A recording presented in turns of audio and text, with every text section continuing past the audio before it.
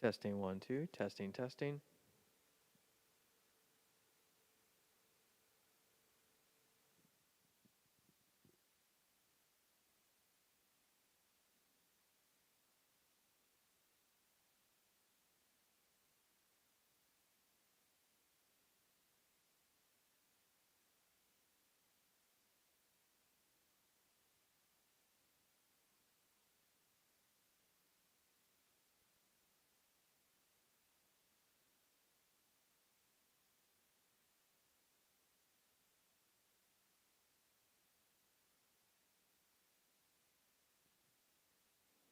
Testing 1, 2. Testing, testing. Testing 1, 2. 1, 2. 1, 2. Testing 1, 2. All right. Testing 1, 2. 1, 2, 3. Testing 1, 2, 3. 1, 2. 1, 2. Testing, testing. Testing 1, 2, 3. 1, 2, 3. Testing 1, 2. 1, 2. 1, 2. Testing, testing. Testing 1, 2. 1, 2, 3. Testing 1, 2, 3. 1, 2. 1, 2. Testing 1, 2, 3. Testing, testing. Testing 1, 2. 1, 2. Testing 1, 2, 3. 1, 2. 1, 2, 3. 4, 5, 6, 7, 8, 9. Testing 1, 2. Testing 1, 2, 3. Testing 1, 2, 3. Testing. Testing, testing.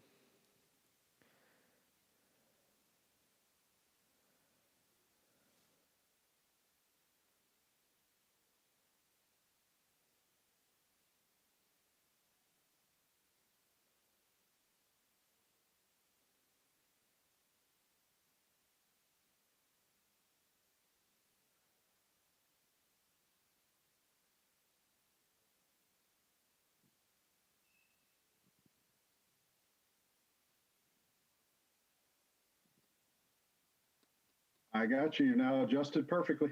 Testing 1, 2. 1, 2. All right. 1, 2. I got you. You're now adjusted perfectly. Perfect.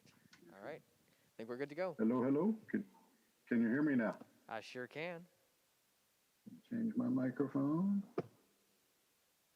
Your audio is just fine, Eric. You are doing just fine. Testing 1, 2, 1, 2. Hello. Testing 1, 2, 3. 1, 2. You got it.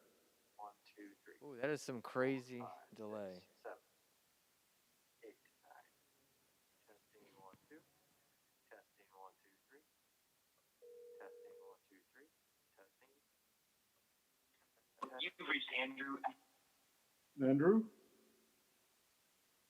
Andrew? All right, you're adjusted. You're golden.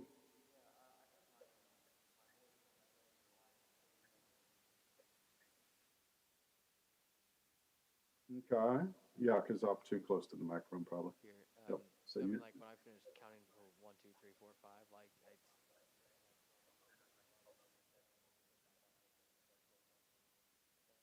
You did. Yeah, we want to do a Okay. we want to do a mic check. We're gonna start counting up from 1. Yeah, do one. I got you. Yep, that's because I got YouTube still playing. Let me silence YouTube.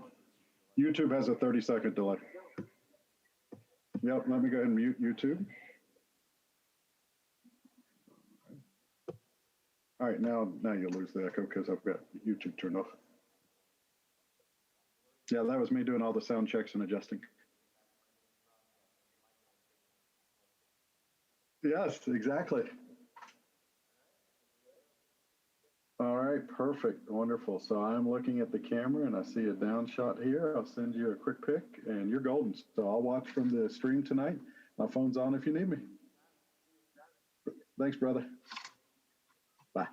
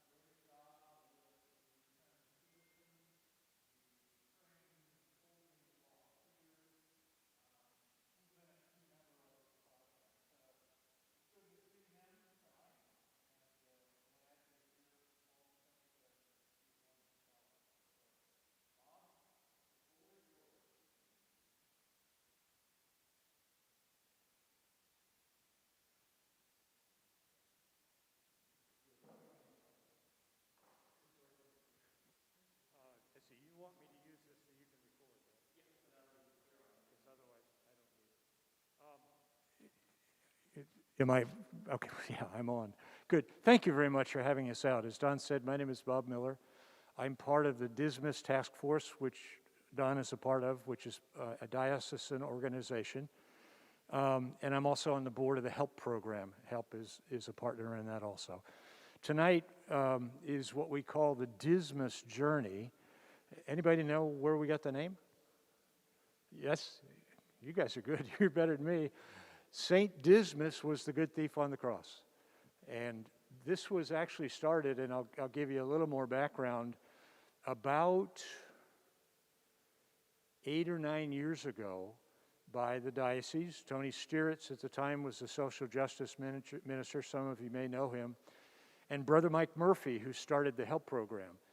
And it's an opportunity to educate people throughout the diocese about returning citizens, about the criminal justice system that we are dealing with here. And equally, it's an important opportunity for HELP members. And these are people who have a felony conviction, who have done their time, who are struggling to get their lives together, to tell their stories. And that is a really confidence-building step that many of them have.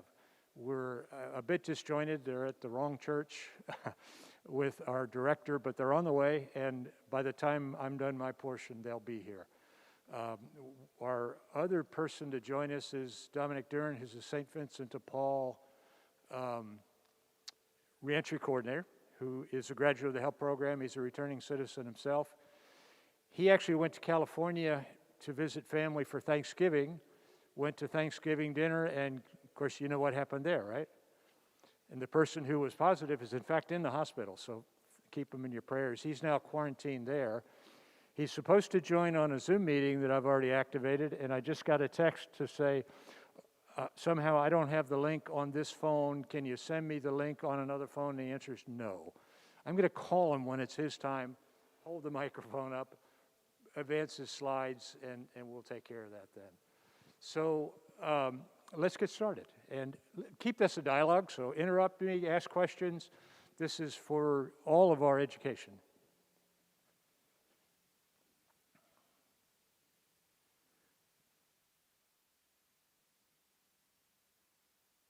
All right. So I'm going to stop sharing and just go back to PowerPoint. Yeah. Well, sharing didn't let me advance it, so let's go. Right. Okay, because it wasn't doing it. But there's nobody to share with. He's not on there. So don't worry about it. All right. John, would you like to lead us in an opening prayer? And while you're doing that, I'll text Dominic and say I'll call you. All right. In the name of the Father, Son, and Holy Spirit, amen. Good and gracious God, we want to thank you for all of the gifts, blessings, and graces you give us. We thank you for the opportunity to be here tonight, to let you show us how we can see your face and those who've struggled in much of their life, and how we can reach out to be your loving hands and heart to them.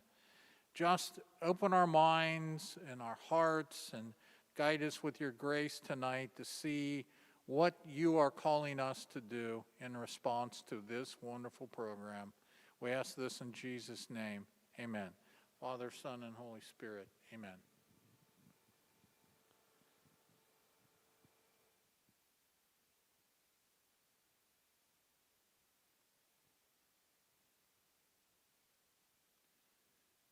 See, Bob is texting God, so well, that's probably a more direct link.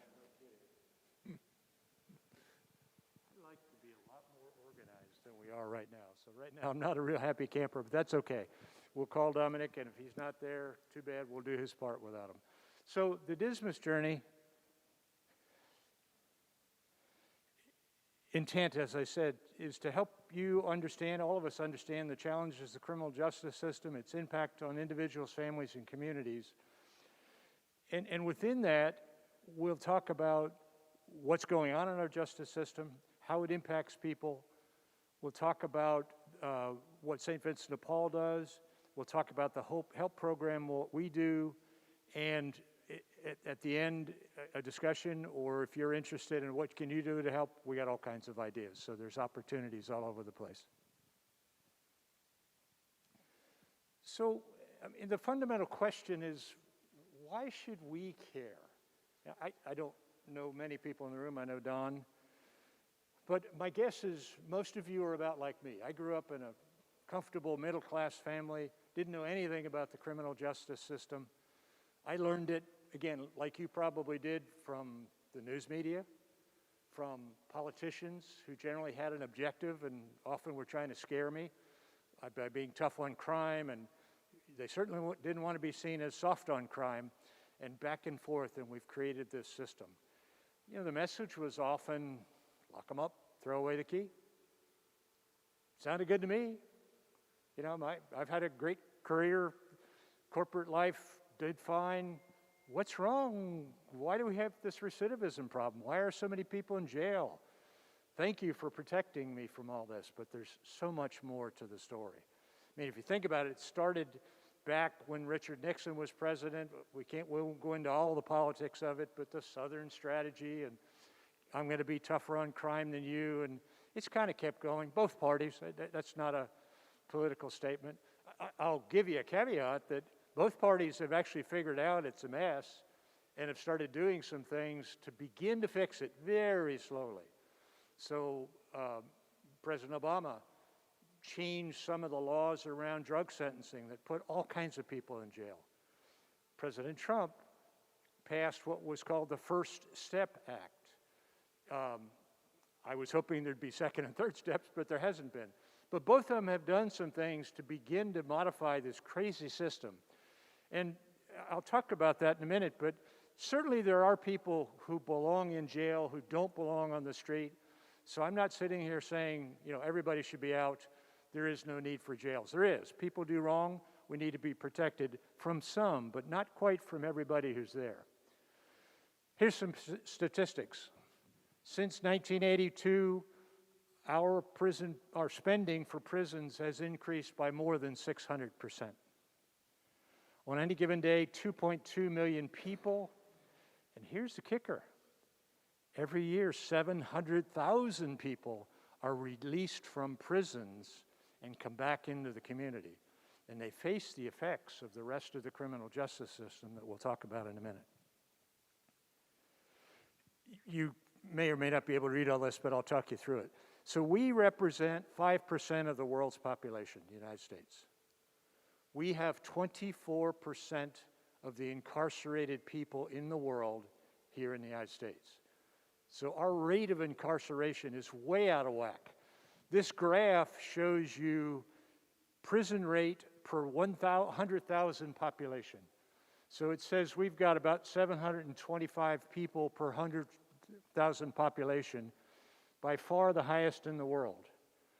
Russia is a little over 600, Ukraine, South Africa, Netherlands, Brazil, all down the line. China is not on this particular graph. I've got another one that shows that. They're not even close. Again, we've got this massive incarceration rate in the country, allegedly as a solution to problems. Let's get closer and look in Ohio. So in Ohio, about 78,000 people are in various facilities. State prisons, about 51,000. Local jails, where I know Don is very active in the Hamilton County Jail, about 19,000. Within federal prisons, 5,500.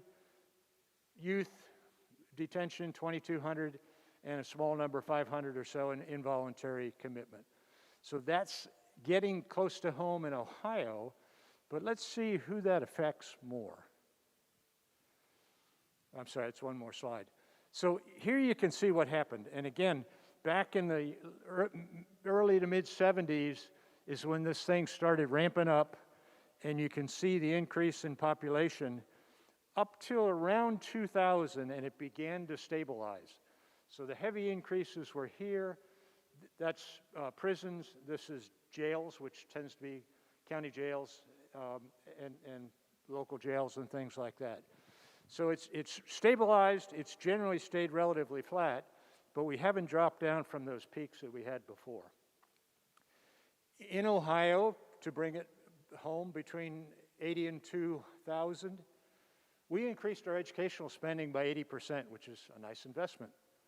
But our prison corrections spending up by almost 500%. Wow.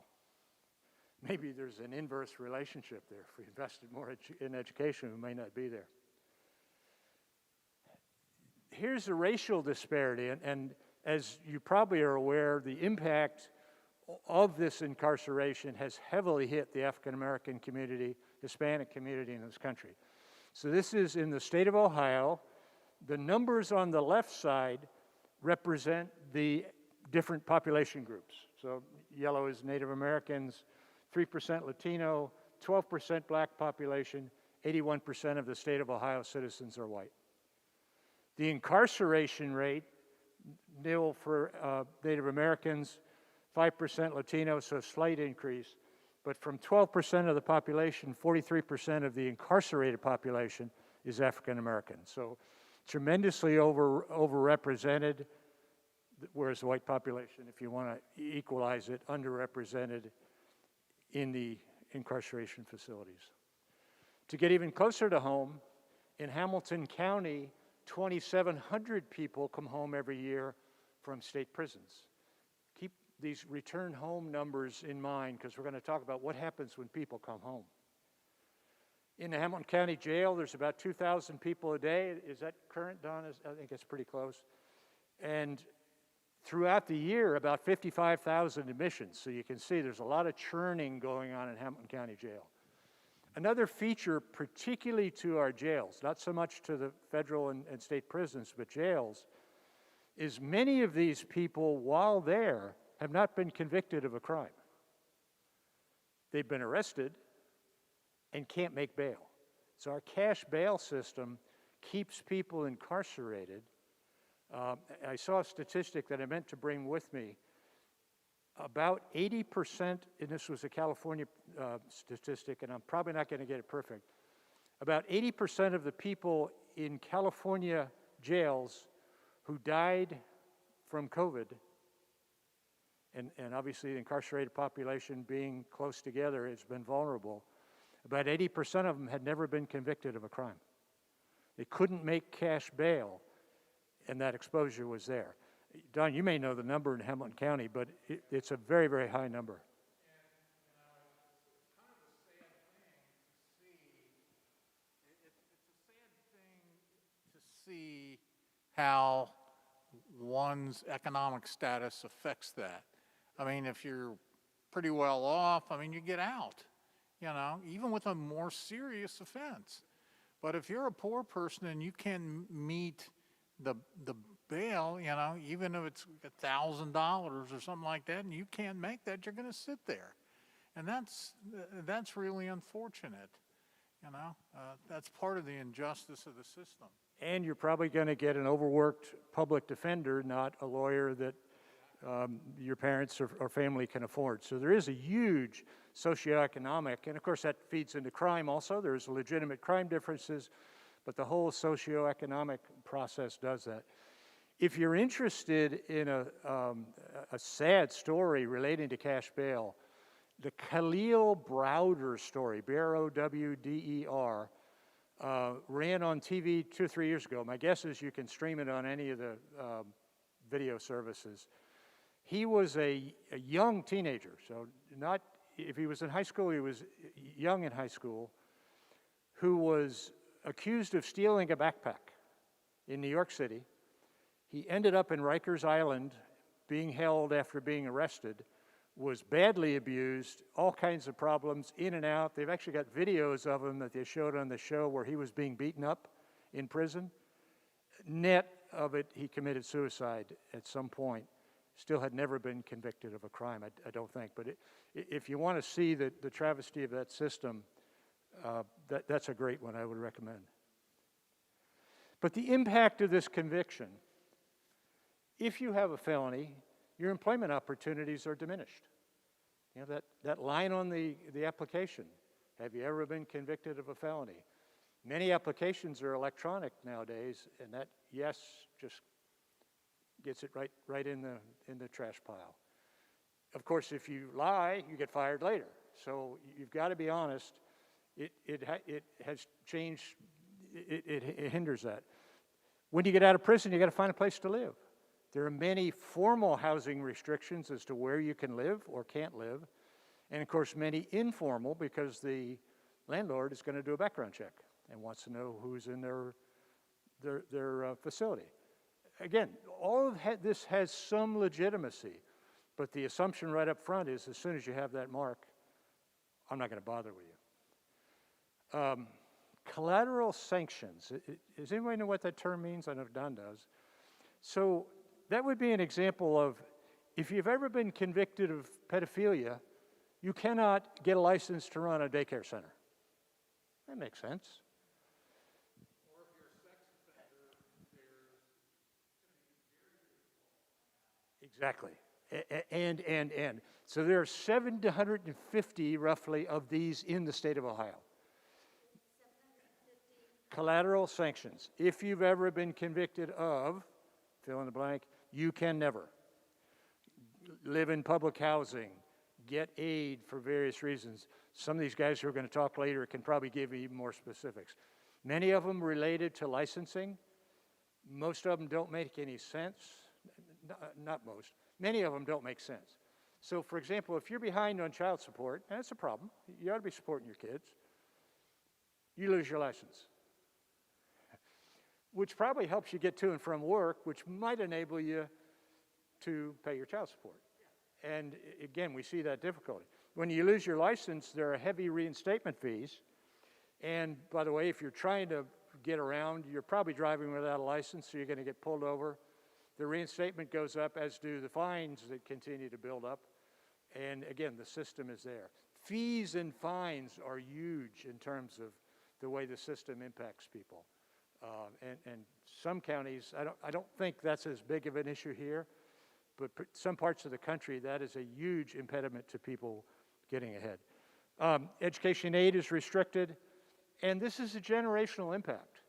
As your ability to make a living is diminished, it affects your spouse, your children, your children's children, and thus we have this issue of generational poverty, which intertwines with the criminal justice system. So why should we care? Well, what changed my mind was when I started meeting people who said, I screwed up, I broke the law, I did my time, I want to be a good citizen, would somebody just give me a chance? And I learned a lot of those things that you just saw. And the other reason is, if we give people the opportunity to make a living and be solid citizens, we'll have less recidivism. Many people who commit repeat crimes do it out of frustration because they can't get a job, can't support their families. They'll go back to selling drugs, to doing whatever it is that maybe gets them in trouble. If we can help people who really want to change their lives make that change, we'll get recidivism down.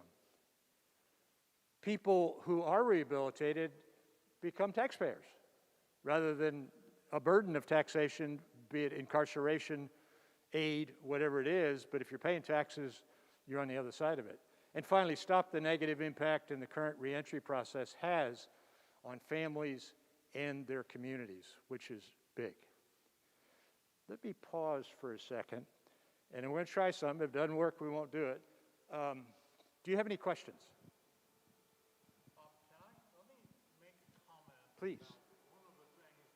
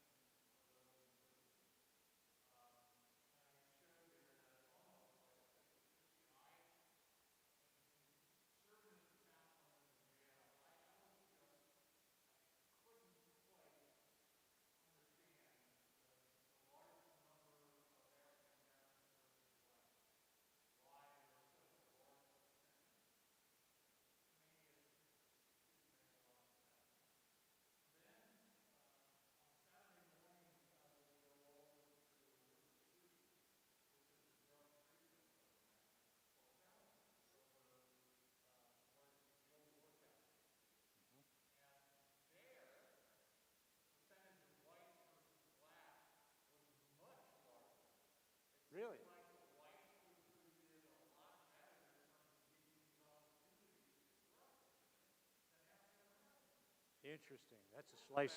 Yeah. You know, as about when you go into the jail, the population was about.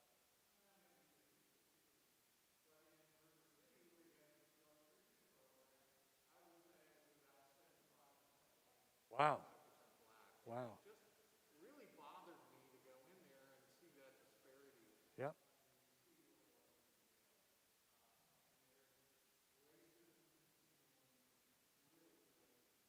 Interesting.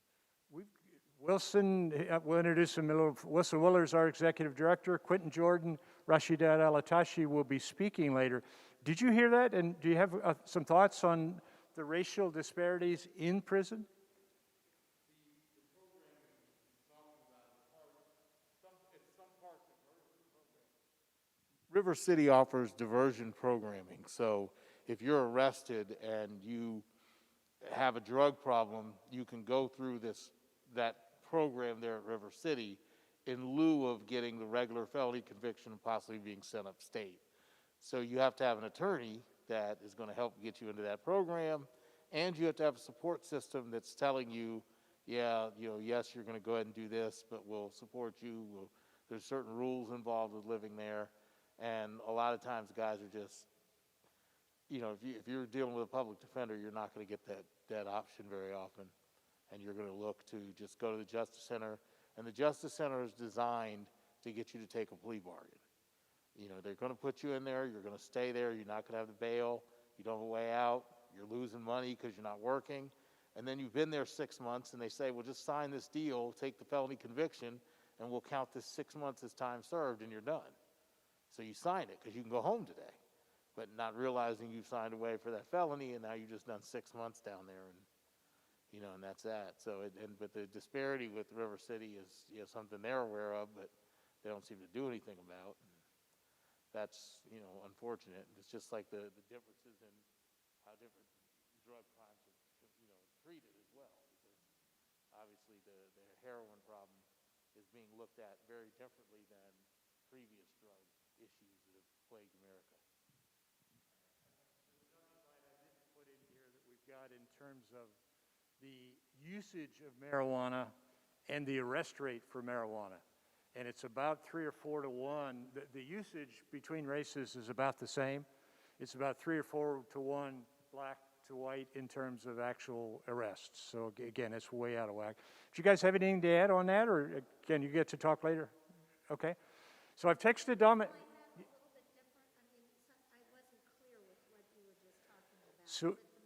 So I don't have a number, but let's say 10% of the white and the black population. Hang on. Dominic, you there? Yes, sir. Okay, just hang on. We're answering a question, and your next slide is up. 1 second. So, for example, and this is not the right number, but let's say they are the same, that 10% of the Caucasian population smokes marijuana, and 10% of the black population smokes marijuana. And we would show a graph that actually shows that, if I had that graph here. The second graph would show the arrest rate for people for smoking marijuana. And it's about 20% of the arrests are of the white population, about 80% of the arrests are of the black population. So you would think, based on the usage, that it'd be about the same. It's easy pickings for people to arrest people who probably are on the street, not in their dad's basement, and other reasons for where they're using marijuana. So again, the arrests and therefore the convictions there are way, again, skewed racially. Okay, no problem. All right, Dominic, you're there, right? Yes. Okay, so I've got you on the speaker with a microphone in front of it, and we're trying new technology here. Your first slide is up, and that's introducing you,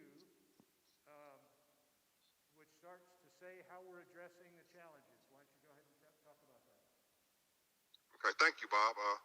My name is Dominic Duren, and I'm the current reentry coordinator for the Society of St. Vincent de Paul. And I just want to thank you on behalf of St. Vincent de Paul, the HELP program, Archdiocese of Cincinnati for coming out to join us and hear about the different obstacles and barriers that individuals face when they come home from incarceration. Most of our program leaders are actually people that have been formerly incarcerated themselves.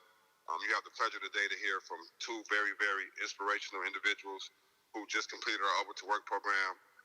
They're just, they're the individuals that you want to work with, that you're trying to help. It's the reason why we created this program. We recognize individuals have trouble and obstacles once they come home from incarceration, and we're trying to deal with that in a way that helps them get independent as far as employment, housing, and transportation. And so we've created the Over to Work program. It's a 10-week program that they actually participate in that helps them with the skills needed to be successful both at work and just in everyday life. We use the Getting Out, Getting Ahead curriculum that St. Vincent de Paul uses to help people in poverty. They've created a special program for those who are coming home from incarceration.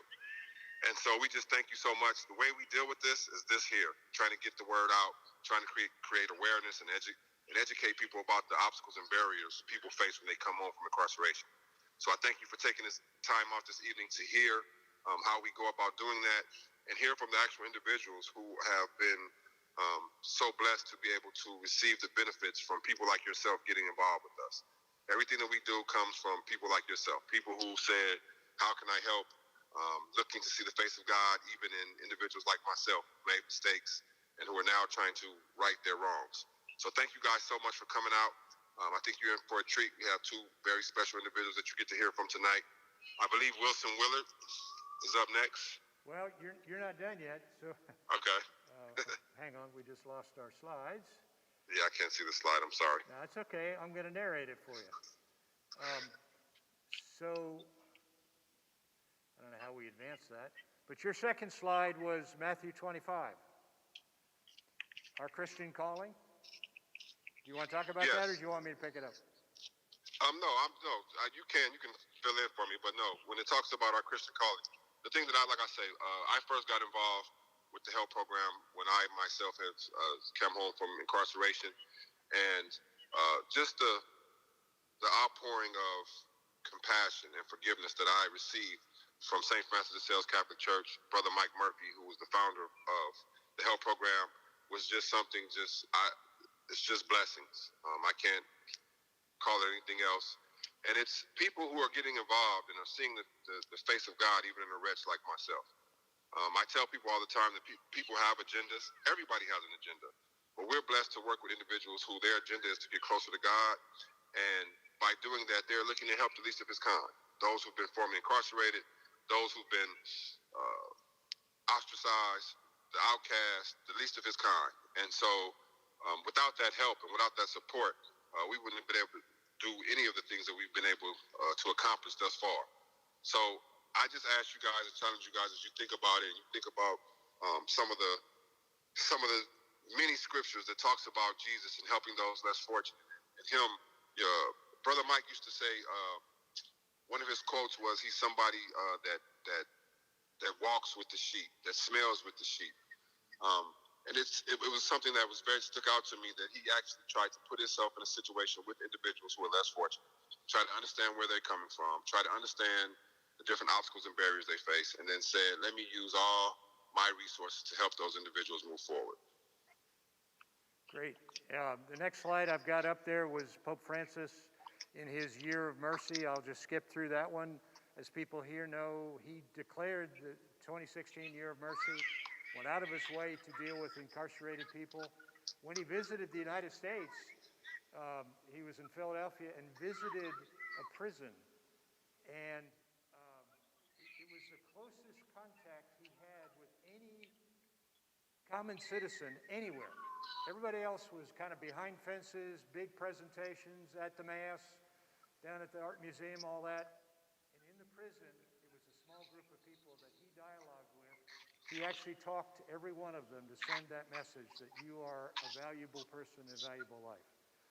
So Dominic, your last slide, I'm not sure you want to do any more with it, is your St. Vincent de Paul re-entry, the partnership with CCHD, and your focus areas of communication, community education, volunteer engagement, basic needs, and interaction with the conferences, which is very, very important. That slide's up if there's any more you wanted to add to it. Yes, just to elaborate on, I think the most important part of that is, like I said, the way we address those needs is, like I say, basic needs. We understand that the individuals who come to us not only need a job, not only need housing, but their basic needs are in jeopardy, whether it comes to food, whether it comes to being able to get an ID, a birth certificate, or just, everyday clothing for work.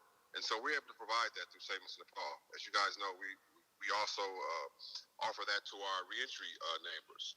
So if they need help with their rent, utilities, we have the access to help them with those. Vouchers of any kind, they also have access to those. But most importantly, it's employment. And that's where our partnership comes in with the help program, where we're trying to get them employment independent. We look at every situation, the clear-cut solution to that is employment. And then there's also transportation to and from that employment. But also the bigger thing is to make sure that you guys know that I am a resource for you. If you run into anybody that has a need, that needs help with reentry, whether it be getting a job, whether it be getting housing, whether it be getting referrals for mental health or drug abuse. But like I said, the main thing, a job.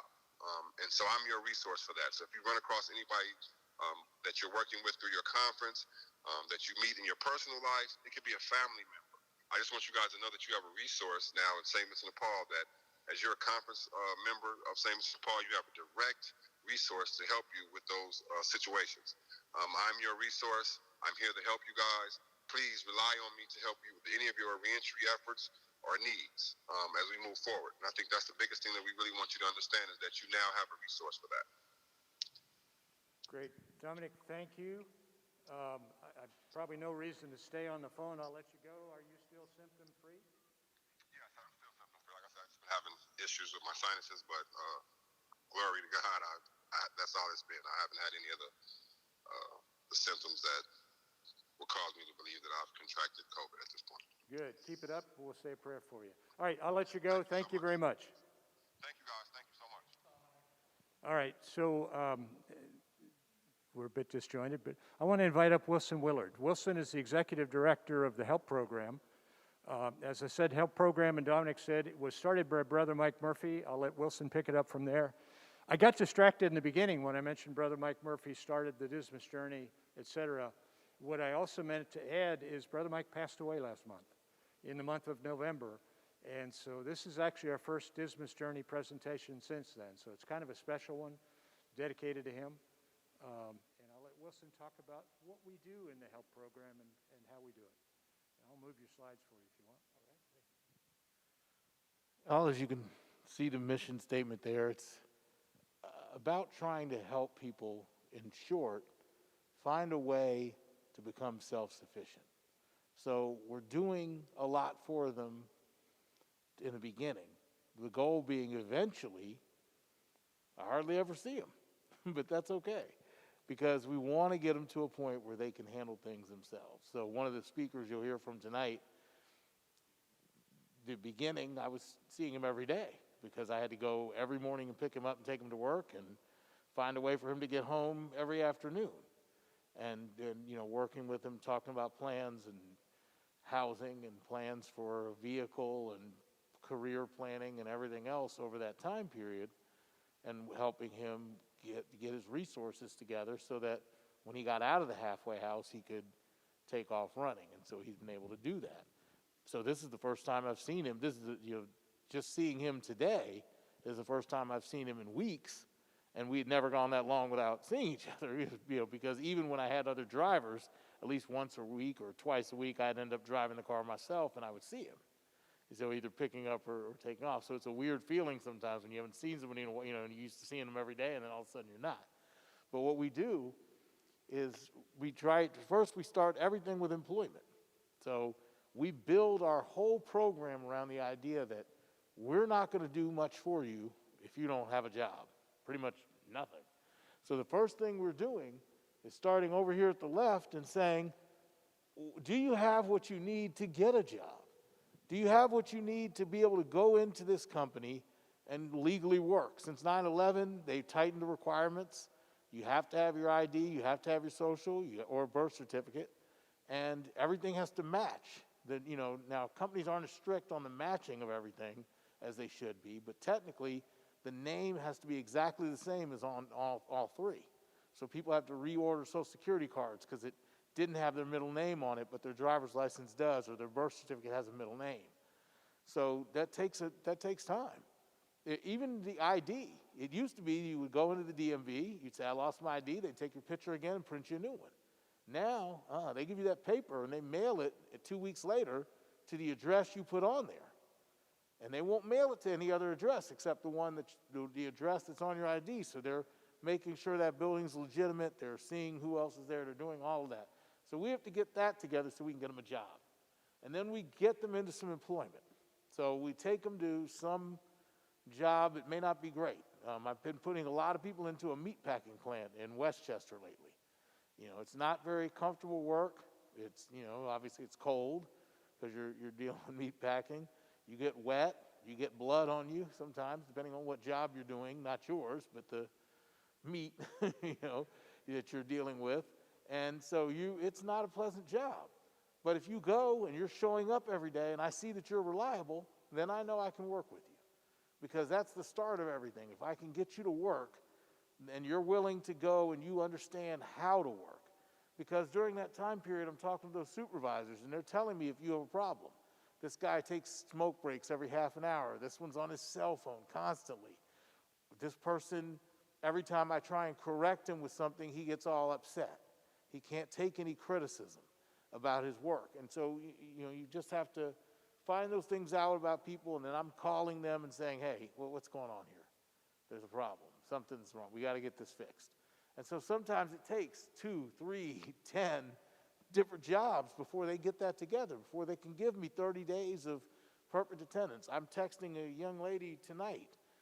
This is about, I think this is maybe her 8th or 9th job that I've tried to get her. And hopefully things will work out this time. We're going to give it a shot tomorrow.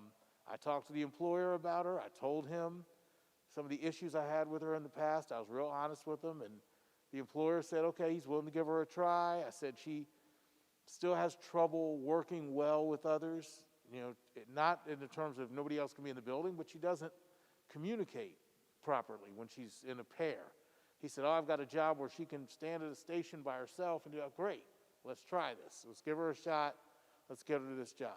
And we'll keep working with them over and over again, as long as they're not doing something egregious, as long as they're not doing something too, crazy and out there, we're going to keep trying to help make them a better employee until finally we can get them there long enough. And so that's all part of our training. And hopefully we can't with everybody because we can only run a few classes a year, but we have what we call Upward to Work, and the 2 speakers you'll hear tonight are both from Upward to Work. But we try and go with them and start on an action plan and start talking to them about long-term career goals and long-term plans that they have in terms of getting a vehicle, in terms of everything else. So there's a young lady that she works at the meatpacking plant. She's a supervisor now. She started there more than a year ago. And when I first started taking people to that job, and she was the only one left. Everybody else fell off. She was the only one still going. And so I kept taking her. And it was not easy or convenient for help, and expensive sometimes too, to just take this one person there. But she didn't quit, so we didn't quit on her. And she was willing to keep working. And she's, over time it was like, hey, you got to get a car, Candace. You got to find a way to drive. And one of our volunteers, I told him, she never went through Upward to Work because her schedule never allowed it. But he was able to work with her on helping her get her license. So we taught her to drive, and she found a used car, and she took that stimulus money along with her tax refund and got a used car, and she was able to get herself back and forth to work, and she's a supervisor out there now. When she started, she was making $11 an hour. She now makes $18.50, and that's life-changing for her. It's a complete thing. She did live in Winton Terrace, which is a CMHA community, but it was income-based. So as her income kept rising, so did her rent. So she said, well, I'm better off just paying market rent. And so she found a home to rent in Elmwood, and she's doing great. And that's the kind of thing we love to see. Sometimes it's through Upward to Work that we're able to get them going. Sometimes it's just on their own. And Candace continues to move forward and continues to want to do better. So she's talking to us about what she can do next and how she can be an even more valuable employee there. Well, at this meatpacking plant, about 60% of the employees are Hispanic. So as a supervisor, she needs to be able to communicate with them. So one of the things that she's been taking some online Spanish classes from YouTube, just free stuff. And one of her goals is to take a real class, is to get some real tutoring in it. And that's great. And we've talked about how we might be able to arrange that and what assistance help could provide for something like that long term.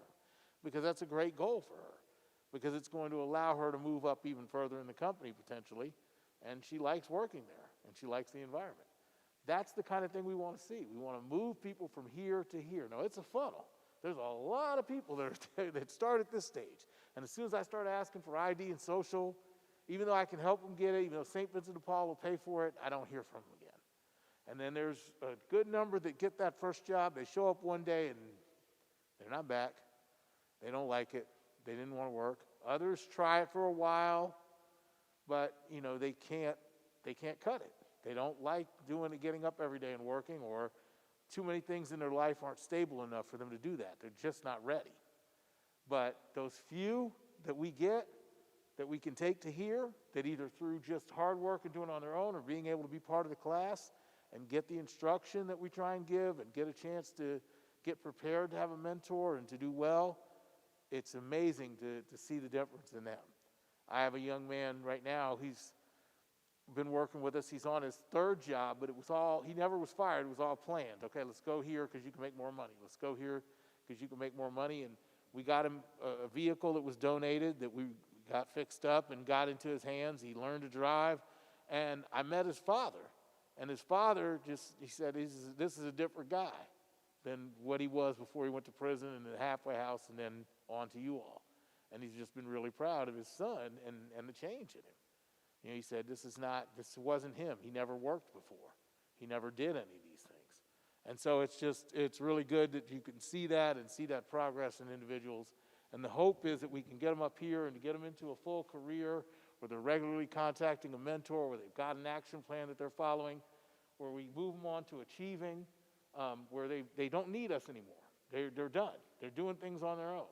And they're being successful. And then when we're really lucky, we get them here to thriving, where they start to look back and participate in the program, become a mentor themselves, or teach a class on something, or work with other returning citizens. It's rare, but when you get them there, it's really nice. When you can get somebody to that point, and you see that progress along those lines.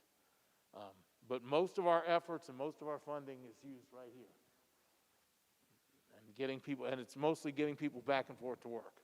That's the majority of our non-salaried budget. Oh, sorry, go ahead. Yes, ma'am. Well, sometimes the jail chaplain passes our number out. Other times a lot of times it's their friends and family. A lot of times they're friends and family. Guys get a car all of a sudden and they see a friend, and they tell their friend they can't find a job. They're like, oh, call this guy Will. He can get you hired tomorrow.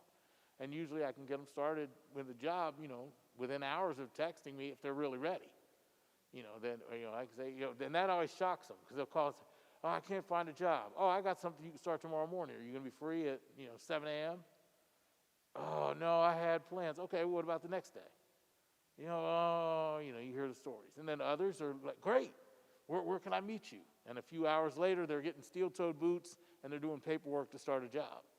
So it's up to them, but as long as they text me and start communicating, I'll do what I can to help them.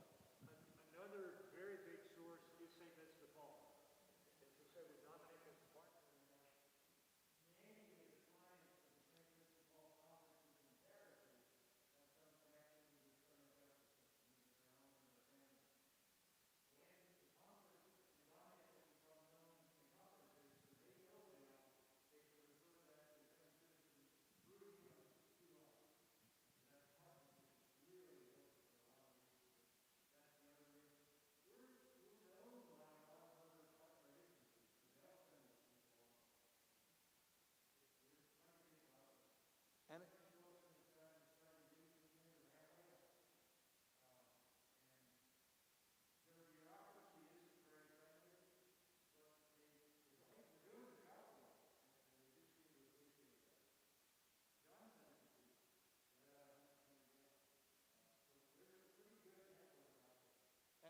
And the personal referrals I like a lot because it shows that people in that individual circle have seen a change, that they've seen it. But, you don't want them calling for the wrong reasons either, because I always get those calls that say, oh, you helped my friend Calvin get a car. Can you help me get a car?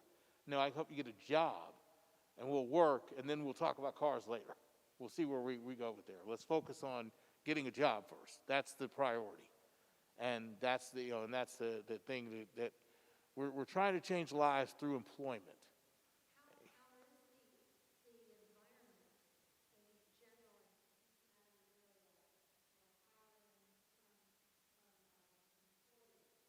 employees? It's better than it was. Obviously, the economy helps. The COVID situation has helped us because certain employees were deemed essential, but people decided they'd rather stay home and either get unemployment or just stay home, period, because of safety. So it's led to a lot of openings that we can fill. And there's some employers that are really good about, opening their doors, and others, not so much. They still have some of the old barriers. An example was the Cincinnati Reds. They used to be really good that after the game, the first 100 or so people that showed up could clean the stadium and get paid that night with different staffing agencies. But they changed their rules. And so now you can't even have a misdemeanor trespassing and go there and sweep up peanuts after a game. It doesn't make any sense. No one's in the stadium. It's been 3 or 4 hours. Who cares who you have picking up the trash? But they've gotten to the point where they've closed off. And there's other companies where I went in and I've talked to them and they said, well, we'll take anything but a multiple murder. Well, usually they're still in jail, so that's okay, great. You'll let me bring anybody I need. That's fantastic. But other companies, they have different restrictions. You can tell how, a lot of companies will say they're felony friendly. Amazon's a great example of that. But their chart is three-dimensional in terms of what they'll take. They've got this, it's an axis between how long ago your offense was, what it was, and have you done anything since, even a minor misdemeanor that can throw you off and trigger all these things. And so it's really hard to actually get the job there. They're talking about felons who maybe just had a DUI or unpaid child support or something like that. They're not talking about somebody that actually went to prison and did some real time for something like robbery or whatever. They're not actually hiring those individuals. And in fairness, as Russell said, not everyone who's come out of jail and says, I want to turn my life around, is there. The companies have a reasonable position. They want to understand and how much risk you want to take. There is the legal process and bailiff and hire. That could be problematic for some people too. You want to portion of it, but it's real. There are some things that are different. So, for example, one of the changes in Ohio was the ability to get a certificate of qualification for employment. Remember the collateral sanctions?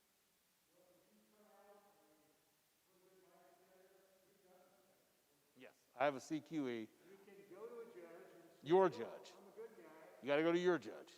I would like to get that license, and the judge will review your case and certificate, waiting for that sanction for you.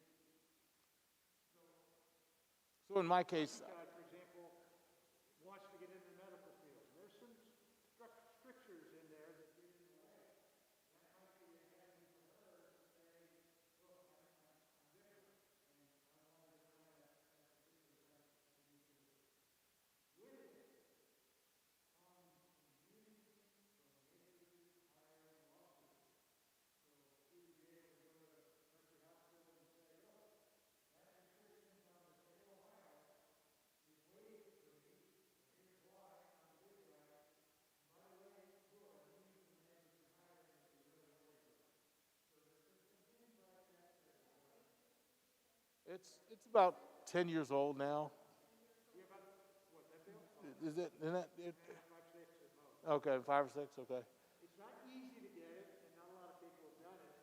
The other thing I would say is hiring for careers, big companies, not so much. Hiring at entry level, that tends often to be a temporary workforce, there's almost no barrier to selling that. If you're going to come to work every day and do your job, the as an example of that, I've had employers that say, I won't take X offense. I won't take sex offenders, for instance. And I had this same company called me a few days later and said, I lost all my forklift drivers. I got to have a forklift driver tomorrow. And they said, I don't care, just bring somebody that can drive a forklift. So I brought him a guy. And they love him. And he's been there now for almost a year. And then when they decided to hire him on permanently, they looked at his record for the first time and they said, whoa, we don't usually take people like this. Well, you did, and he's been doing great, and you love him, and he's driving that forklift for you. So what do you want to do? And they went ahead and hired him because they saw for themselves how good he was. And that was one of those cases where they were just like, just bring somebody tomorrow. Other times I have to come to companies, and because I have a relationship with those companies, I have to say, look, let's give this guy a chance. Yes, I know you don't take people with his conviction, but you said you needed a welder. This guy knows how to weld. I don't have anybody else that can weld. Let's come in and let him do it. And that same person is like the assistant manager of the warehouse now type of thing, because he's been there and they love him. And he gets about 60 hours a week. The owner of the company gave him her old truck so he could drive back and forth, and he welded the frame and got it going. And, so it's been a great relationship there. But at first they said, no, they don't take people like that. Well, they've changed their minds now. So now the next time they called me for somebody, they didn't ask. They didn't put any restrictions on it. They said, just bring us somebody that'll show up every day and work. So I did. And so Quentin's there. And he's been there ever since. And so that's the kind of thing you hope for, is that one person can open the eyes of everybody else and get the company to change their policies a little bit and be a little bit more friendly to opening up the doors. It's tough, though, because one incident by one person taints everybody. And then it's like, oh, we don't want any of those guys. So you have to, we had an incident at a local company where they processed chickens, and we had about 17 people working there. And I told all of them, they're in there as a temp, so nobody's checking your record. But if they want to hire you permanently, they're going to check. So you got to talk to me before you go in that office, and I'll let you know whether you even have a shot. And one particular guy that they loved his work, and the supervisor said, man, I got to have you hired on. Go fill out this paperwork. And the guy called me, and I said, don't do it. They can't hire you. I got to take you someplace else soon. Your 90 days there are almost up, but at least it's good. They'll give you a good reference. He did the paperwork anyway. And so when his background check came back, the company flipped out, and they fired all 17 people. So I had to scramble and get everybody a new job the next day. Luckily, I had jobs available, and I was able to move everybody different places, but people were upset because this was a company they liked, and they might have been able to get hired there with their convictions when they reached 90 days. So I had to remind that individual, like, hey, you got to think about everybody else sometimes. Yes, the supervisor may be telling you they can hire you because he loves you, but the supervisor's not human resources. The supervisor's not an attorney. He's not looking at this other stuff and deciding. You got to follow, what I'm telling you. And so it can get tough like that for those kind of situations. Real success is when the employer says to one Right. And we've had a few of those where, and as you talked about our process, you kind of alluded to it. One of the unique things we do in transportation, you want to add some more of that? that van starts rolling at 3:30 a.m. And goes all the way till almost 1:30 at night, just back and forth to jobs, from downtown to Fairfield, and then from downtown to Westchester, and then from downtown to Sharonville, and just taking loads of people to work all over the city, wherever they need to get to. And at the same time, we're pushing them eventually get you a car. Even if you're not going to do the class and let us help you get a car, what's your path to transportation? And so we're constantly talking to guys about that. But in the meantime, we take them back and forth to work, and we don't charge anything. There's a lot of other programs similar to ours, but they charge. So they either charge the company to send the van to that company, which can be kind of tricky because if all of a sudden the company doesn't want to pay, now all these people lost their jobs because they lost their van ride. Or they charge the individuals, and in a couple cases they do both. The company has to pay for the van, and the individual has to pay a daily rate for the van. We don't charge anything. Our goal is for our people to make the maximum amount they can, so charging them would be against the purpose that we're serving. We want them to do that. So when people donate to help, most of it's going towards transportation. Getting that van on the road, or our Malibu, and we have a smaller car that sometimes takes small people and get people back and forth to do it. We have drivers that work part-time and multiple shifts around the day, and one full-time, and then myself. How many people should be getting Today, so far, I haven't taken the night shift in yet. So far, we've taken 27 today. We have a lot of people that have recently come into cars and got themselves rolling, so there's some space on the van, but there are times where it's been as high as 74 in a day that are getting back and forth to work on the van. So right now, today I went and bought brand new tires for the van and was able to leave it at the shop all day because I could make do with the other vehicles we had and team up with two cars on the road as opposed to the van. So you could do stuff like that. But there were times where I needed to put the van in the shop and we're just too big. I can't be without the van until Sunday. So I'm looking for a shop that's open on Sunday, that kind of thing. It stays busy. But we have a lot of people that have been driving lately thanks to some generous donors who've given us cars. But instead of trading them in at the dealership, you actually get more donating it because we don't resell the car. There's other places that sell the car, so you only get the value what they sold it for. We fix the car or help the person fix the car, and then they get the value of the vehicle, the full value of the vehicle as an operational vehicle. So that really makes a difference, and then we're able to give it to that person to get back and forth to work. So we don't charge them for the car. We might have them help the cost of repairing the car if it needs some things, but we don't charge them for the car itself. We want them to get on the road, and so that's our big thing. And luckily, we have a very time-generous volunteer who takes people out and teaches them to drive. Many people have never learned to drive. Driver's ed in school is expensive, and most public high schools in the city don't have it anymore. So you have to go to these private driving schools. If your parents don't have the funds, you're not going to do it. You're not getting a license till you're 18. But in the meantime, you got caught driving anyway without a license. So now you can't get it at 18. And it starts a vicious cycle. We've had literally adults 42, 45 getting their first driver's license. But they've driven and they've had tickets. We just had to clean all that up and get them behind the wheel. All right, so I'll introduce Quentin first, since I've known Quentin longer and he's been a member of the program longer. Quentin was in the halfway house and called and started looking for work, and I was able to take him to a company where I mentioned I already had a guy that had some challenges, and so they were willing to give Quentin a chance, and he's been there working. He hasn't changed jobs on me, but he's been extremely patient and extremely dedicated to what he was doing, and so now he's moved on with his life, and I'll let you tell him where he's at with life right now. Well, it's a pleasure to be here tonight and talk to you guys. Well, I'm out of the halfway house on my own now. Still working. Got transportation. Just putting together some career goals, or basically life goals that I can kind of put together and kind of see where life takes me. But my venture with the help program started back in June. So basically, I've been working with Wilson since June.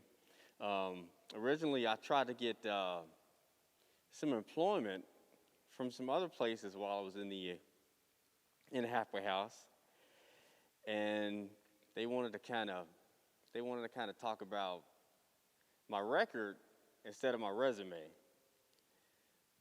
So they wanted to kind of harp on that, and that kind of left me with a bad feeling. So I kind of, instead of going that direction, I kind of backpedaled, and I got with my job coordinator at the halfway house, and I said, what am I supposed to do? I got to get a job. I have to find a job. She said, well, just call the help program. Okay, let me call the help program. So I texted Wilson, and not shortly after that, he found something, said, just be ready Monday morning at this time. Be out ready to go. I'll pick you up in the van. So, I mean, it basically took off from there. So, basically, the help program has been pretty much like faithful as far as like helping me to get where I want to be achievement-wise. As far as like employment, day in and day out, they're reliable as far as like transportation. Now, when I first heard of that somebody actually wanted to pick me up, no charge. Pick me up, take me to work. When work's done, guess what? I'm gonna come pick you up and then make sure you get back to the halfway house. I'm like, what's the catch? I mean, but that's what the help program actually, that's what they provided. And after a period of time, just recently, I've been in the program, like I said, since June. So they donated a car to me. So now I have transportation. So I mean, I really can't say I've got nothing but good things to say about the health program and St. Vincent de Paul, and that's the actual night program that Wilson approached me to take that program at night after I was done working. I'm like, why do I want to go to do that program? So that's something that you'll need to kind of like, put some things together as far as like, your goals, and just take it. So tomorrow night we'll graduate that program. So, like I said, I mean, the help program, St. Vincent de Paul, they've been nothing but a help program. So I mean, I've been very appreciative. So that's where I am in my life. Any questions? I like one thing that you said that because in my lifetime I've gone for a job interview, you just the whole world is on your way. And what you said is if you didn't want to look at that, you just stick with the rest, and then you get to know. And what I appreciate that when you put it into that context, because I can see how that would fit a bit, especially if you feel like you've got all the qualifications and you know what to do. And here's what I've done. Let me tell you about it. And then the rest is history. Yes. So thank you. That was Yeah. what I wanted to say. Yeah. I mean, it's so demotivating when you've got that drive, and it's like, I want to work, but you face so many barriers, and it's like, well, we see this, and it's just like, give me a chance, give me an opportunity. So, but that's, like I said, that's what the help program basically was. It was an opportunity that others said, thanks, but no thanks. We don't want to take that chance. So Quentin, some of those people, all they see on your forehead is felon.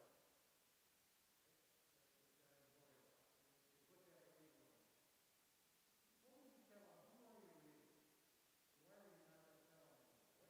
What's the story that you would share with somebody who really wanted to do something? I would basically just, I mean, I think everybody makes mistakes. It's just that level of severity that mistake might actually be. I mean, but like I said, but people make mistakes. And I can't really get past that mistake without somebody kind of like give me that chance to say, I'm not that same individual anymore. No. You're a different person.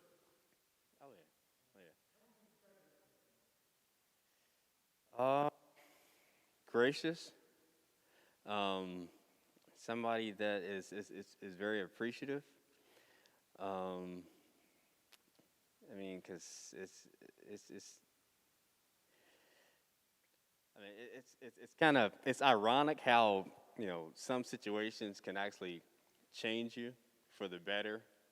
I mean, I wish I didn't have to go down this road to kind of like, go through what I've gone through to bring me to such a better place. But but sometimes God will put you on the road to where sometimes don't ask questions, just have faith and just kind of like I mean, but. Actually don't know all of your story, but somewhere you made a choice to say, I want a different life. How did you go about that transition? That whatever that other path was, I want to do a different one. What helped you make that choice?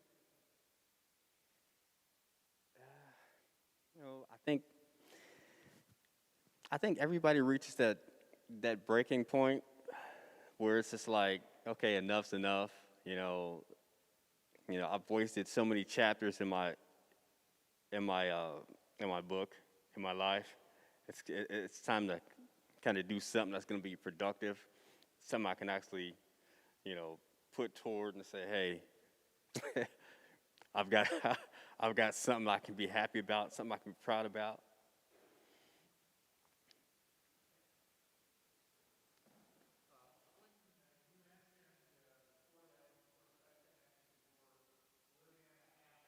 Yes, sir.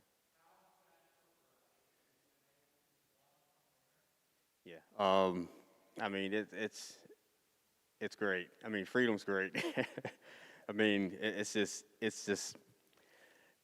nice, but it's just been so weird just making that that transition with the whole COVID thing and everything, just being out and I'm like, oh my God, it's like a whole new world.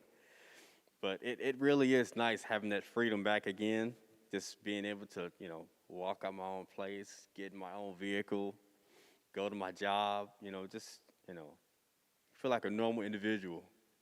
And Quentin had an extra burden during his incarceration because what happened was he was residing in downtown Cincinnati on the edge of overtime and Northwest, whatever they call it. And so he's in there,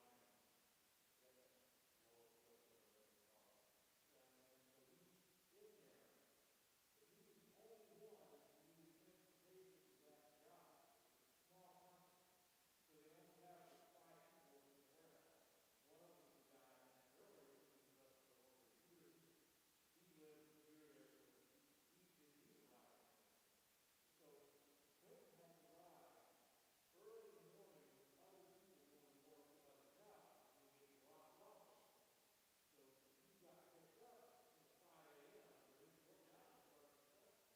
So he often was waiting outside the job at 7:30 or whatever you call it. He was often waiting outside the job at a booking table for an hour and a half as soon as he come to open the door to go to work. Because I can drop him off wherever they want and take other people and do other runs. And if it was going to be late, I wouldn't want another run. I had to get in there when I could. And then pick up the same thing. He might get off at 4. If his van was coming from someplace else and the traffic was sharing meal at that time of day, he might not get picked up till 5:30. He might get picked up at 5, sometimes he'll take an Uber or Lyft, and sometimes doesn't survive. He texts me like, oh, shit. And so, but he was patient with it and, understood, hey, it's a free ride. You do the best you can. It's me in a van. That driver quit. I'm struggling, doing the best I can with it. And so he was real cooperative with that. We felt good about it. So we still got guys come out and have an accident, might have an accident. And it's real hard to deal with because you're sitting there like, where's he coming from? If you feel like, if you feel like somebody owes you, you're doing the best you can to help, but whatever is wrong, that's you.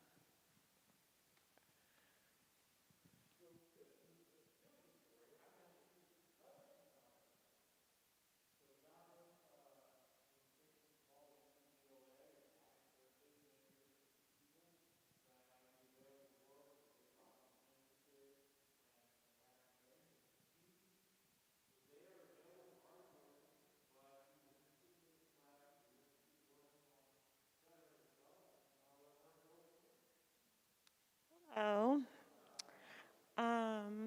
My name is Rashida Alatishi.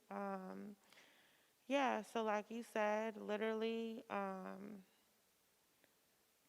okay, so let me start from the beginning. I recently just got out of prison in August. Not a first person in my family to ever be incarcerated, first person in my family with a felony, so this is very new to me. Graduated from college, have a degree, not your typical what you would think a person being incarcerated background would be. I'm bugging out. What am I going to do? My life is over. Nobody's going to hire me. I have a felony. I'm in the medical field. I'm a phlebotomist. I'm in nursing school. You know what I mean? Like, what am I going to do? So this whole time I'm in prison, I'm praying. I'm like, let this please not be it. This is not about to be my life. Something's going to have to shake. So again, I'm in the halfway house. Not even 2 weeks, I get a job. I get a job at a warehouse. Mind you, never worked in a warehouse. I've worked in the medical field all my life, sitting at a desk, waiting on patients all day. I don't stand on my feet. That's not what I do. But I'm going to swallow my pride, and I'm going to do what I have to do because I also have 2 small kids that are dependent on me. And I have to do what I need to do to get to the next step. You know what I mean? It's not what you want to do. It's where you need to be and what you need to do to get to where you want to be.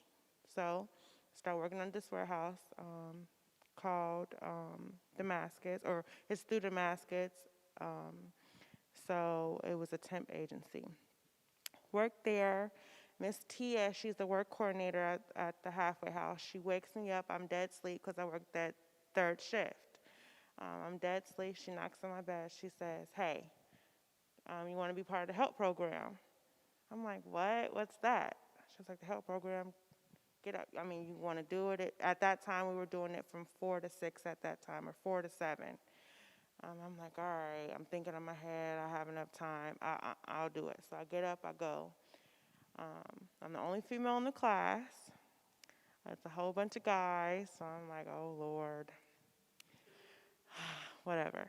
So, but there's not a lot of people there. So I'm like, this is an awesome program. You would think from the outside looking in, why isn't there more people taking advantage of this program? And I'm just like, well, you can't worry about what everyone else does. So this is back in September. You know, I'm going through the classes. It's great. When I tell you, I feel like everybody in the halfway house should do this class. I honestly believe that, and I'm just saying that because I'm biased at all. I'm saying it because it's really helpful. It gives you hope. When you're called a felon, that's not a good feeling to be called a felon because you're so much more than that. You're a person. You're a child of God. You're a human being. You're a lawyer. I mean, there's so many other things that you can be called, and a felon is just not one of those. And that was my biggest pet peeve. And I refuse to allow somebody to just label me as that. Even though that's something on my record, I committed a felony. I'm not a felon. But that's something that society will always call me regardless of what I try to prove to them. What I do from here on out, that felony is going to be there regardless of what I do, unfortunately. So Dominic definitely he gave me that confidence to say, no, you're not a felon. You committed a crime, and that's not who you are. But from here on out, I'm going to give you the steps, the tools, and everything that you need to do to overcome that. And he gave me hope. And so I started to apply for jobs. I started to think about what I'm going to say on the interview. That's one of the classes, explaining your felony and what happened, giving them a background. So there's just not, you're just not out here committing crimes. No one ever wakes up and be like, okay, I'm gonna commit a crime today. Usually that's not how it is. In my case, it's not. I didn't just wake up and be like, oh, I'm gonna just get pulled over for an OVI. That's not how it worked. That's just what happened, unfortunately. So he gave me that, and I applied for 3 jobs. 2 of the 3 jobs I actually got. First job, obviously the warehouse job, they hired me. The second job I got, it wasn't even because of my crimes, because I had too many points on my driving record. Go figure. They didn't even care about my felony. And the second one is the job that I'm working now. I'm actually working as a phlebotomist in my field. Griffles gave me a chance. And she asked me about my felony, and I was honest. Will, I remember I had a conversation with him because I do plan on going. I'm currently living in a halfway house right now. It's not the ideal situation, but I guarantee you it's installed in my brain to not go back. I'm so busy that all I have to do is sleep there. I keep myself busy. Dominic always said, just find something to do. Regardless if, like, I'm here now. I've been up since 6 o'clock this morning. I guarantee you I'm going to stay busy until I leave there. Because the only thing I should be doing there is sleep until I find my own place or find something, just my next step, my next chapter in life. So yeah, they gave me a chance, and that's what we need. A lot of people don't realize that if you give people in my situation a chance, we might surprise you. You know what I mean? A lot of people aren't looking for a handout. They just want a chance. They just want someone to be like, I believe in you. Yeah, you can do this, or let me give you a try. That's all we really want, is a chance to prove ourselves that we're not that person that committed that crime. We're not the person that we was. Even I'm definitely not the person I was a month ago, talk less a year ago, talk less 10 years ago. So I definitely owe the HELP program a lot of that, a lot of just the courage that they've given me, the hope that they've given me, and I just really hope that you all take that into consideration when it comes to what you want your next steps to be, because there are really good people in my situation who want to do better. That just need someone that'll believe in them. You know what I mean? So I thank you again. And if you have any questions, I'm up for that. So what's next for you? What's next for me? I do plan on staying at this company for a while. I do definitely want to go to nursing school. Like I was saying before, Will, he said, have so much paperwork to take to the nursing board to where it's so big, your portfolio is so big of accomplishments and things that you've done to reinvent yourself that they don't even have time to go over it, that they're just, oh, she's great, go ahead. You know what I mean? That my felony doesn't even matter because I've done so much to reconstruct myself and to be a better person and to prove myself to them. So it's just really developing myself as the person that I want to be, which is ultimately becoming a nurse. She's lucky, blessed to be in Ohio because the nursing board in Ohio has a lot of rules about taking those licenses and those tests if you got a felony while you were a nurse. Because she might have a felony before you were a nurse to begin with, but there's this process. So you can't do it with a license and still have a felony even being hired. They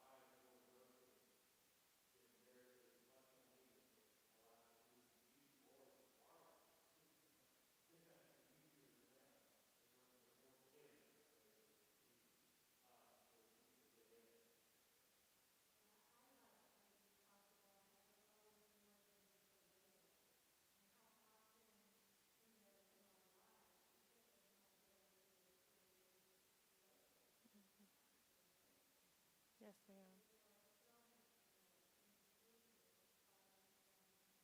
Thank you.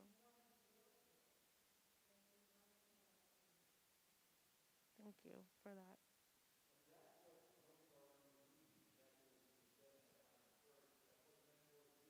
Mhm.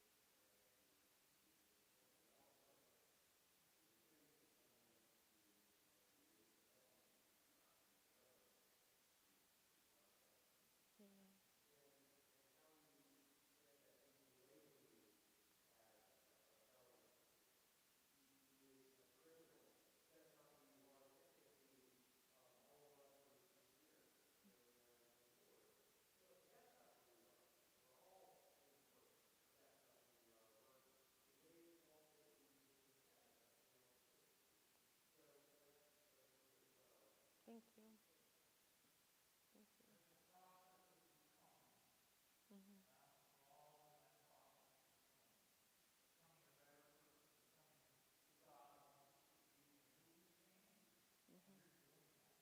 Oh, thank you. Thanks. I'm trying. It's hard. I mean, it's really hard. Like, I wouldn't wish this on my worst enemy. Like that feeling of just like you can walk in somewhere even if you don't want the job and get the job. Me, I'm like I got a lot of things fighting behind me just because I got a felony. And I might be overqualified and you might not be qualified, but because I have a felony, they're not going to look at me. You know what I mean? And that's hard. That's hard, but I've been so blessed. I know I got angels up there fighting for me because I'm blessed. I can definitely tell you because I never expected me to be where I'm at right now 3 months ago. I can tell you that right now. Never thought. I had so much doubt in my heart, but I also had goals. I also had hope. I also had faith that it's going to be okay. And even in that light of doubt, I still had that faith overcame it. You know what I mean? So it's real. God is real. I'm telling you, He really is.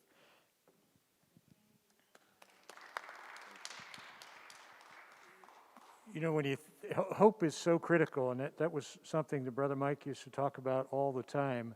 If you don't have hope, there is no future. Some of that is, do you believe in yourself? You know, because what you're hearing is you're labeled and other people don't believe in you, and you have to believe in yourself. And I think you've heard two people who they know who they are. They believe in themselves. The story in their head is not the story other people are telling. It's got to start there. And so I'm pretty confident these are two people that are on their way to pretty good lives who I want to have as a neighbor. So this is, some people would say the ask, it's not really, but typically people are sitting in the audience saying, so what can I do? Could I help? And the answer is, of course, there's lots of ways you can help. Don, I think you have a piece of paper with some of those ways on it. So there's a couple of handouts, one of which says, you know, I'm interested in learning more about. And so there's a lot of things you might do. We've talked about mentoring. You could choose to take time to be a one-to-one mentor. As we said, I have 6 mentors tomorrow night who will meet these guys as they graduate, and will kick off a new relationship for them. It is a challenging and rewarding opportunity to be a mentor. I'm actually confident that this group that we're matching tomorrow night is the best prepared we've had, and it'll work. You could support hiring returning citizens at work.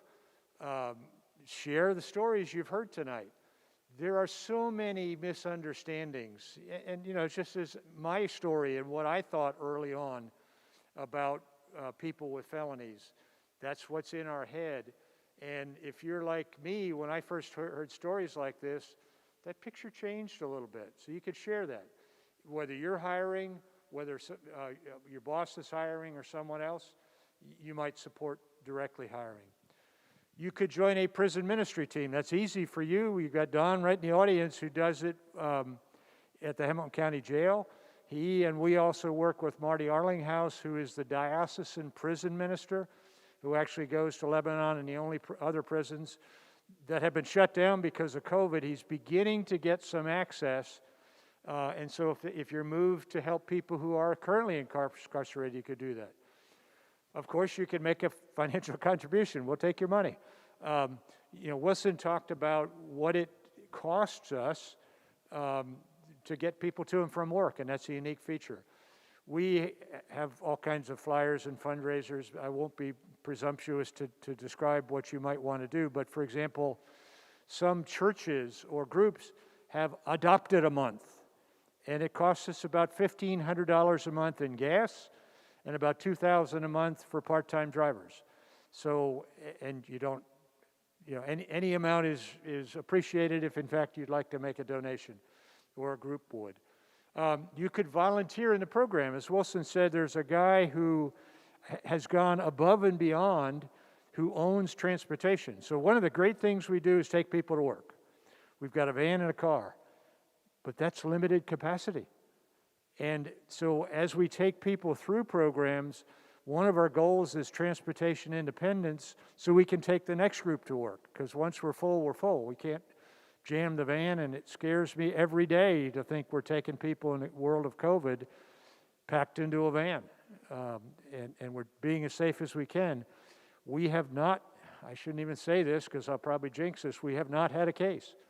We have taken people to work consistently through that process. But this guy, what he has said, I'll own the driving.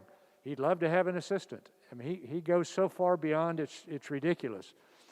I talked to him today, and he was driving to pick up another member of your class who had to go to a court. I think it was in Butler County, although I was confused to which county it was. Terry's been getting a run around. He talked to somebody in the clerk's office, and, here's what you do. You need to do that. Next day, he called back just to verify, and the guy, of course, said, no, that's not what you do. You need to do this. He's been through 2 or 3 of them, and he finally got the right piece of paper and said he needed a signature, and he called Robert, who you guys know. Said, can I drive this to you and get the signature? And by the way, what are you doing? Well, not much until I go to work. Good. We're going to the court right now. So I think they went into a court and got what they needed, and I don't even understand what he needed, in order to get his license back, and he's moving in that direction. Okay, that's whatever it was. But anyway, there's a number of things I teach a couple classes. You can volunteer in that program. You've heard a lot about cars, but if you have an old car and want to donate it and write it off for taxes, we'd love to have it, and we do put them to work. Share the message. I mean, live that gospel message of Matthew 25. That was the gospel here, a week and a half ago, whatever it was. It kind of resonates, the least of our brothers. Lord, when did I do that or not do that for you? Every day when you're seeing people. So share what you've heard. What's been really rewarding about doing these is the receptivity of people who hear the message just like I heard the message, and they get it. It's been amazing. I spent today working at Habitat, And, we talk while we're trying to hit our thumbs with hammers and do stuff like that. And so people knew what I do. And I said, I got to leave a little early. I got a presentation tonight. Oh, yeah, good. That's a great program. I've gotten mentors just by telling people. And again, a lot of people care when they understand the full story. And again, I've been shocked how easily people get it and say, you're right. This criminal justice system is not happy. So tell people what you heard tonight.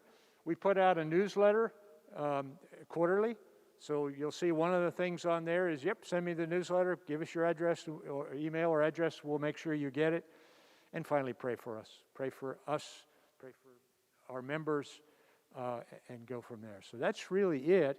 You have that piece of paper, we'd like to have you fill it out, collect it, and while you're doing that, we can open it up to any one of us for questions or additional dialogue. If you have any.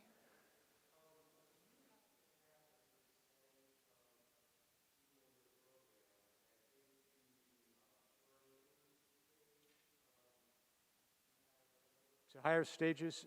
I'm going to hand this off to Wilson. I think we have some ideas. As he said, one of our frustrations is some of the most successful people go on and we never see them again.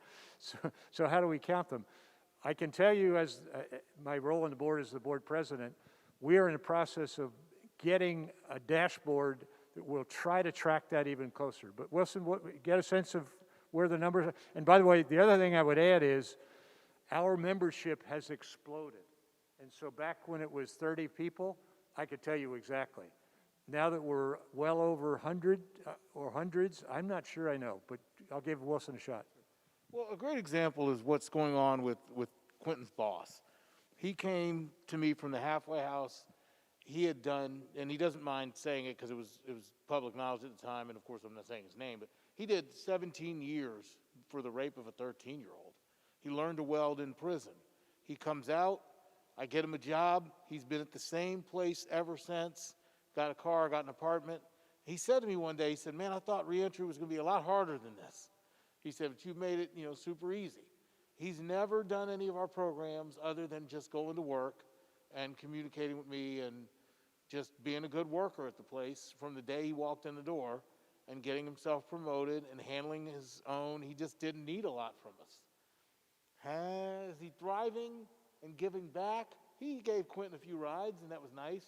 And he was open to making sure now that he's in a position to supervise other returning citizens, that that's a part of what they do, that the first call is to me when they have an opening.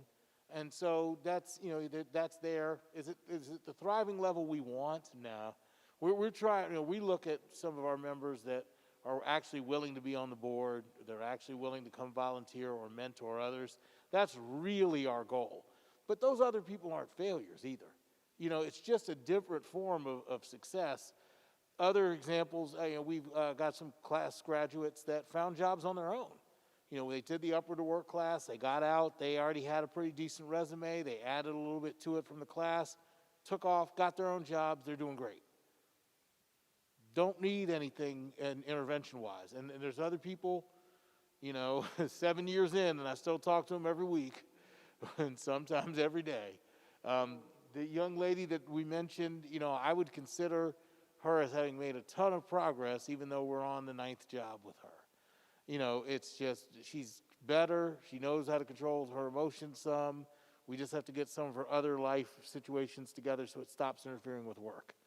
But there's, it's a process, definitely. And we try and make it a forever process. We don't tell somebody you're done with the help program, you're graduated, goodbye. We just continue to try and work with them, continue to try and see what their next step is. Hopefully they've created an action plan with their mentor that they're following through on, and that leads to further development, and that's what we want to see from those individuals. So to give you the answer, I would say maybe 5% are where I would really, really like them to be in the end. But those others may come along at any time. There's been people that, I've got a guy working right now at a job in Indiana. He's been in the program since the beginning. And so this is the first time since I've been working with help that I've been able to get him to keep a job and go every day, because he's intelligent and he keeps coming up with new schemes. They're not criminal. It's just, I want to open a food truck. I want to start a janitorial service. I'm going to go work here and learn to paint, and then I'm going to start my own painting service. Instead of, let's just go here and work and stack some money up, and then maybe we'll decide the entrepreneurial spirit after you're saving. Let's get out of debt first. Let's get a car. Let's get solid. And so this is the first time he stopped and listened, and is keeping the job right now. And I'm hearing good things from the employer about him. So maybe he's about to finally become thriving after more than a decade in the program. We'll see. He's always been a good worker when he was. So for fear of sounding like the presidential debate, his question was, what kind of numbers we got? I heard 5% at the really thriving stage. You got any other numbers? Well, I have over 750 files of people that we've come in contact with. Some I can't reach anymore. They change phone numbers a lot. That's definitely a problem with this population. They will change their cell phone number in a heartbeat. And so you lose touch, and hopefully they call again, and it's like, oh, great, where you been? Okay, let me try and get you another job. Let me see what I can do to help you.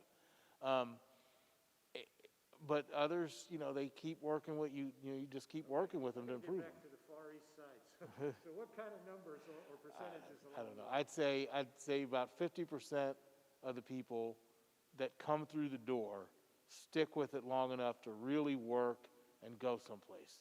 And then of that group, it probably keeps having a half-life to the other end.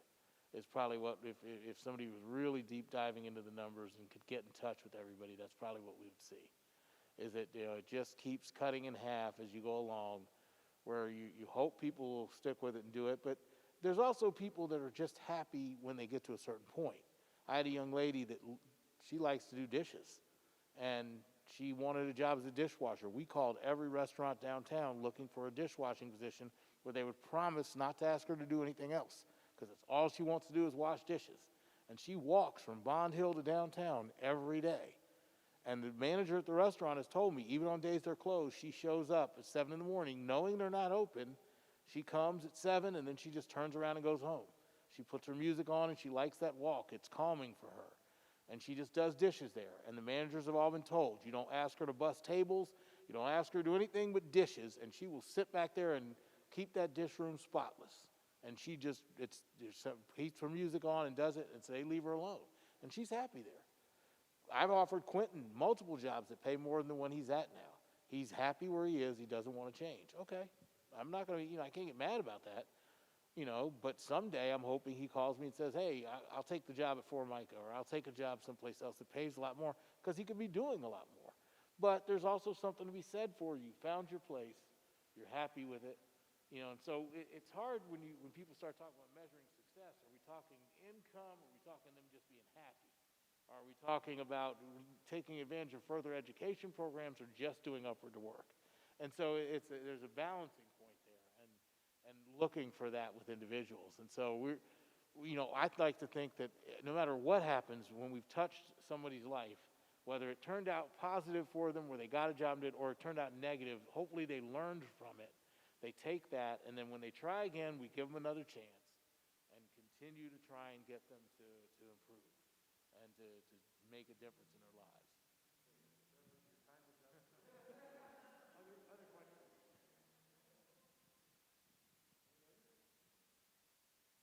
Thank you very much. We appreciate you all having us out. Oh, thank you. COVID time and to see people come out and care is fantastic.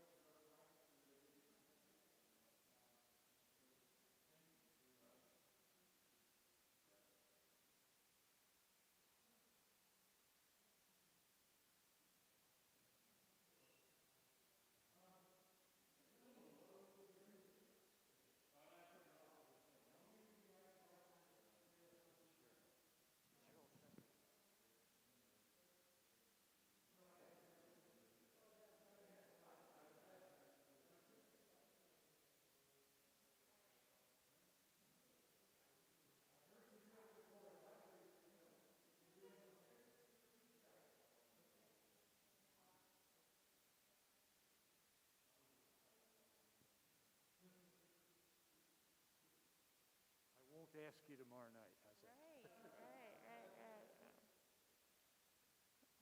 Father God, just thank you for blessing us with this evening. Thank you for giving these individuals the heart to come out and listen to us and understand the things that we are going through. I pray that everyone makes it home safely. I pray that everyone is touched by the different things that they hear tonight, and they know that in their hearts that they will be part of this program, hopefully. And I just thank Mr. Miller and Will for the time that they have taken out of their busy schedules to always be there for us and continue to guide us. And just, Lord, please put your hand over these individuals and cover them in your name. In Jesus we pray. Amen.